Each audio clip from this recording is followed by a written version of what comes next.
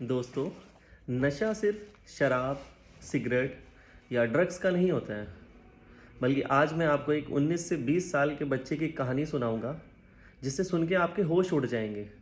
क्या कभी आपने सुना है कि सर्फ जो डिटर्जेंट हम घर में यूज़ करते हैं जनरली, उसको खाने से नशा होता है?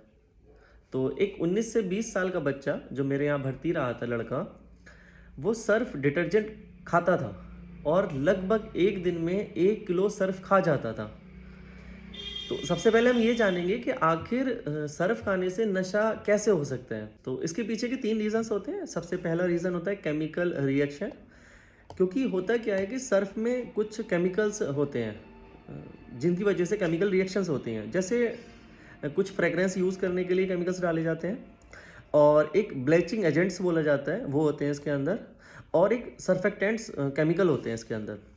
जब हमारी बॉडी के अंदर ये जाते हैं तो ब्लड के साथ जैसे ही मिलते हैं, और ब्लड के साथ जब ये माइंड के अंदर पहुंचते हैं, तब करते क्या है, ये माइंड में, ब्रेन में ऑक्सीजन की कमी कर देते हैं, मतलब ऑक्सीजन को रिड्यूस कर देते हैं।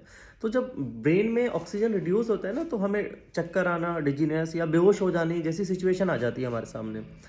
तो कई बार क्या होता है कि ये जो पेशेंट होते हैं जो इस टाइप का नशा करना स्टार्ट कर देते हैं, तो जब उनको डिजीनेस या फिर बेहोशी की हालत आती है, तो वो उसको एक तरीके से इंजॉयमेंट के तौर पे देखते हैं कि चक्कर आने लगा। क्योंकि कई बार कई लोगों को, हम ही जनरली जब हमें चक्कर आता है तो कई लोगों के लिए बहुत बुरी फीलिंग हो सकती है, लेकिन कई लोगों के लिए वो फीलिंग्स बहुत अच्छी हो सकती है।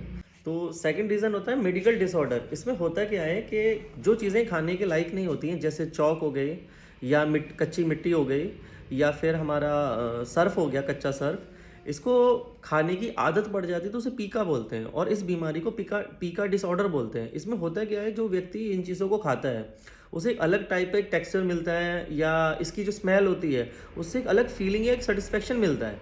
तो उस फीलिंग या सेटिस्फेक्शन को दोबारा लेने के लिए वो दोबारा खाना स्टार्ट कर देता है। क्योंकि होता क्या है कि भाई डोपामाइन में चीज़ सेट हो जाती है कि हाँ भाई एक अलग सेटिस्फेक्शन मिला हमें, तो वो चीज़ वो दोबारा खाना स्टार्ट कर देता है। और ये होता भी क्यों है, क्योंकि कई व्यक्तियों के अंदर जिंक और आयरन की कमी रहती है, या कमी हो जाती है किसी भी रीज़न की वजह से, तो वो लोग इस चीज़ को खाने लगते हैं। थर्ड होता है साइकोलॉजिकल।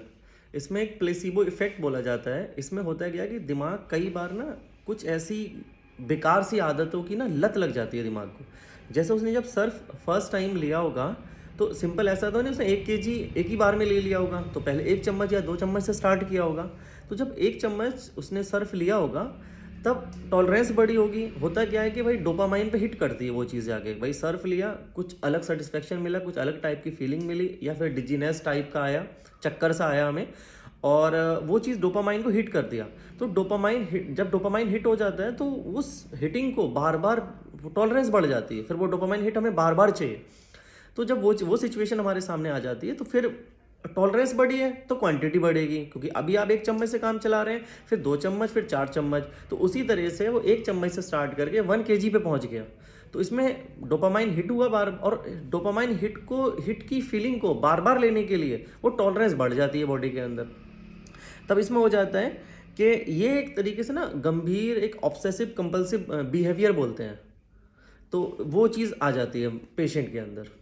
तो अब अगर आपके आसपास में कोई ऐसा बच्चा जो सर्फ या पेट्रोल या थिनर या वाइटनर का नशा करता हो, जिसको सूंघता हो बच्चा, तो उसको डांटने से कोई फ़ायदा नहीं निकलेगा। तो मे बी आपके लिए अगर एक अच्छा सजेशन की बात करें, तो वो यही रहेगा कि किसी आप एक थेरेपिस्ट के पास मिलिए, या किसी एक डॉक्टर के पास जाकर उसे कंसल्ट कराइए।